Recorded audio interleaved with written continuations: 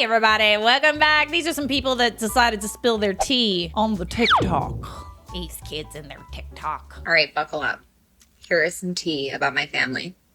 My cousin got engaged a year ago, and while creating the guest list for his wedding, he said he was going to invite my grandma, who is 85. And my aunt, my cousin's mom, not my biological aunt, decided she didn't want my grandparents to be invited. Those would be her in-laws.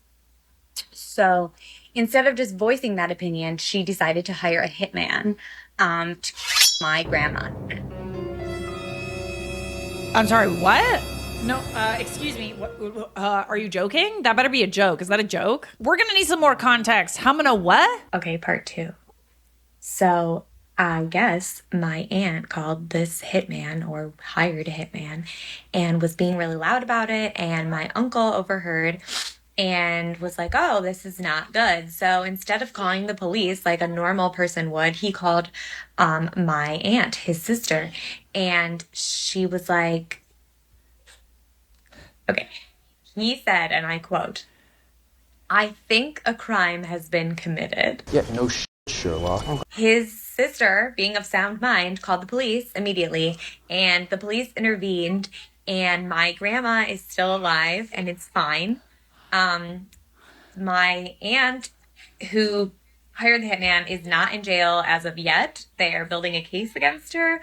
However, said wedding is in 2 weeks, and my grandma is still upset that she's not invited to the wedding. You know, part of me thinks it's a bad idea to put this on the internet, because then the aunt that hired the hitman is gonna run. Wow, I thought I had family problems. Excuse me. Excuse me and excuse you. Why do we, like, it was just like, oh, I don't want her at the wedding. Let's unalive her. I'm so advertiser friendly. I'm so advertiser friendly. Like, where do you get, I don't want her at the wedding, and then hitman? Like, how do those things go together? The next logical step, right? So is your grandma still going to the wedding? I'm curious too, is she? That escalated quickly. This is what I'm saying. Like, why do we need to like hire hitmen because we want someone to not be invited? Unless it gets results, which it will. Let's not resort to violence, friends. I'm sorry, what? I like, what? Like, I remember the first video too, I was just like, what, excuse me? That's not what I thought you were gonna say. I thought you were gonna say something else. I don't know what I thought you were gonna say, but not hire a hitman. Ma'am, it's literally against the law to end the video that way. No, you're gonna be arrested along with your aunt. Oh my goodness. So my mom found cocoa butter lotion in my bathroom when I was 17. And you know how a lot of women use cocoa butter lotion on their stomachs to help with stretch marks when they're pregnant? Mm-hmm. So yeah, she assumed I was doing the premarital sumo wrestling and was pregnant.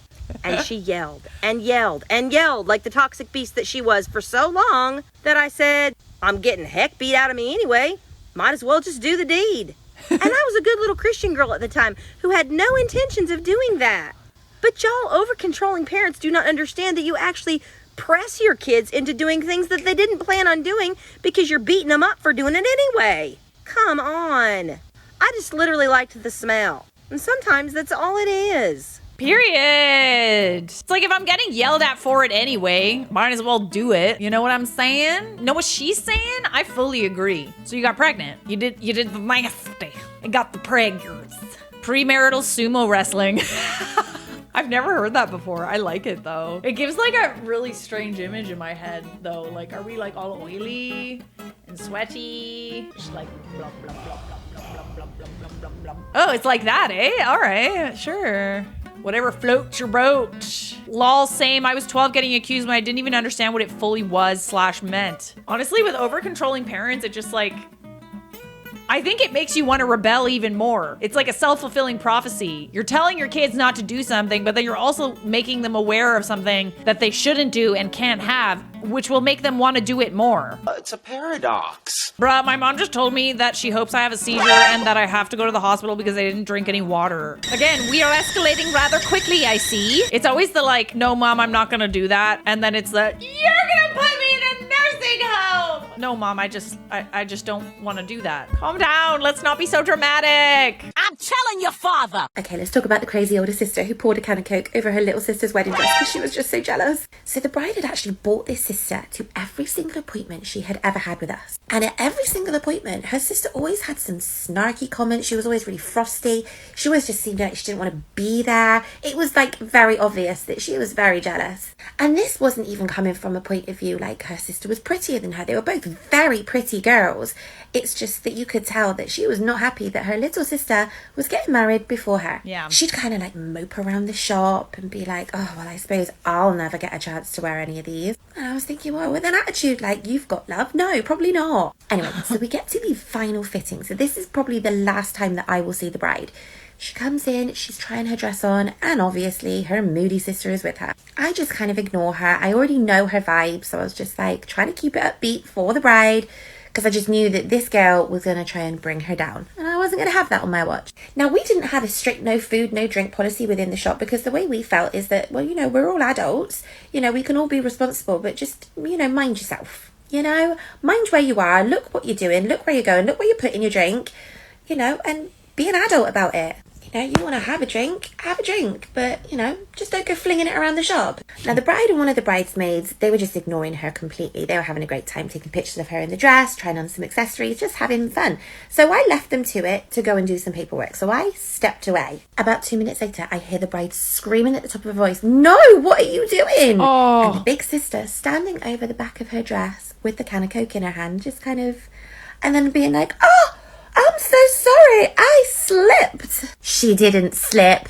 I run out the back and grab the first tea towel I can find because I know that I got to get this out quickly. You know, the longer this is sat on the dress, the more likely it's going to stain. I take her straight up to the changing room, get her out of the dress so we can get to work on cleaning this straight away. All the while, I can hear an argument between the sister and the bridesmaid whilst I'm in the changing room trying to console the bride. By the time we had got out of the changing room, the sister had gone. Apparently she had said that it was an accident. She didn't mean to. She tripped, she slipped, whatever. She didn't. So then I was left with the bride trying to, you know, comfort her and be like, don't worry, we will get this out. And we have our ways, so don't you worry. Now, after the bride left that day, I don't really know what happened between her and her sister, but all I do know is that the picture we got back of the wedding afterwards, that sister wasn't in the wedding party. Period! That's what's up, dude. Damn freaking right. Holy cannoli. There is no justifying this. Like, you're jealous of your sister. It is what it is. But why are you taking it out on, like, the people that own the wedding dress shop? They're like an innocent party in this. And now they have to get to work on cleaning up your mess? Oh, buddy, absolutely not. Sometimes I wish I had a sister, and then other times, like right now, I'm glad I don't. Sounds kind of sticky. No pun intended. Get it? The sticky Coke on the dress. I've done wedding hair for over 15 years and people ask, do you mean bridezillas? And I say no, but I met so many sisters of the bridezillas. They are the worst. So you're saying that the sisters are worse than the brides? Why is that so unbelievably cliche? I'm not surprised, but sad also. That's sad. We're supposed to be family, right? La la la la. There's always room for family. This is a story time of the craziest nanny job to ever exist. Backstory. I was 16 and I was looking for a job, so I found this nanny agency and basically, you know, met with them and they were trying to figure out a family for me. And so they came to me and they said, hey, we have this family. The only hang up is they have had a really hard time finding a nanny that works for their family. They've been through 4 or 5 girls and they just haven't worked for them. Okay. Red flag. Yeah. Me being 16 and desperate, I was like, yeah, for sure. Like, maybe I'm the right fit. Maybe they just haven't had, you know, someone who aligns with their values, blah, blah, blah. Like, let me just go check out the family. They can interview me, whatever. So I do the interview. There were some things that kind of worried me, but I was just like, you know what? I need a job, whatever. Some of the red flags from the get-go. Low pay. The mom was a work-from-home mom that worked maybe 15 hours a week, and she would be checking in on me and her son, her 3-year-old son, every 15 minutes. Both of her parents lived upstairs and were artists, and they painted naked women. Jack, I want you to draw me like one of your French girls. They were also very creepy and overly nice. Also, like, why couldn't they watch the child? I don't know. Yeah, no kidding. There's So I show up there's on my 3 first people day. at home? Immediately have a little orientation with the mom. She hands me a fat binder, and inside the binder are schedule worksheets, recipes, like what I'm expected to do. This 3-year-old boy spoke 3 languages. I was supposed to teach him those languages. That wasn't mentioned to me. I don't know the What? languages. Could only have organic food. Had to do 20 minutes of baby yoga a day. And we had to go in their garden, which was immaculate. I will say that. It was gorgeous. It had like every type of plant and flower. We had to go 3 times around in their garden, and he had to name every single plant. And anytime we saw a bug, he had to pick it up and put it in his hand and name the bug, show me like all the different parts of the body, etc. I also had to keep track of every single thing that we talked about that day. And at the end of the day, the mom would go over it with me, and she would give me a score on it, the complexity of our conversations. Absolutely if I was intellectually stimulating him, and I wasn't allowed to just sit back and let him do something. I had to constantly be asking him questions and engaging with him, like almost like a teacher would, in a weird way. And I was only getting paid $12 an hour. Shut Let me go to up. part 2 because it just gets weirder. Stop it. Are you freaking kidding me? $12 an hour for that? Holy cow. Holy cockadoo. That is absolute insanity. Do you think she was like the governess or something? This is absolutely insane. Okay, we're gonna check out part 2 because that is absolutely bonkers. I am completely invested in this random person's story. So after my first day, I come home crying because it was the most stressful thing I've ever experienced in my entire life. I feel You were like a piece of 16. crap because I'm 16, so I'm like, is this just normal for like nanny jobs? Am I just not like smart enough? Like, what's going on? I tell my mom, and she's like, that is not normal. So day 2 comes around.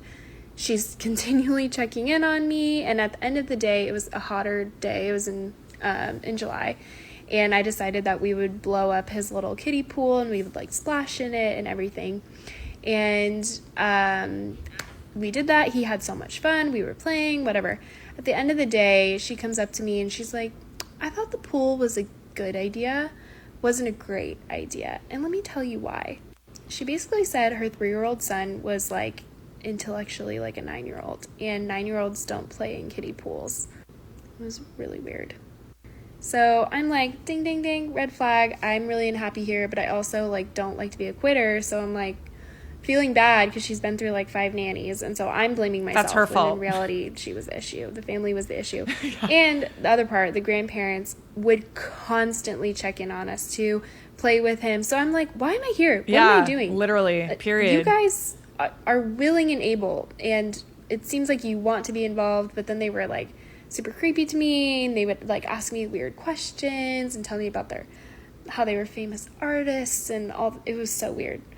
I remember, this is like a side note, but I remember I watched this movie where like this couple goes to this retreat house, and then there are like alternate versions of them that try to like win them over and like kill them and like keep them in the house, and the house doesn't exist. Does anyone know the name of that movie? It gave me those vibes. It was like eerily like nice in like this weird utopia. It was a really creepy house. And we weren't allowed to leave the house. Did I mention that? No. I could not take him anywhere. I had sorry, to what? stay in their house and in the garden every single day. No.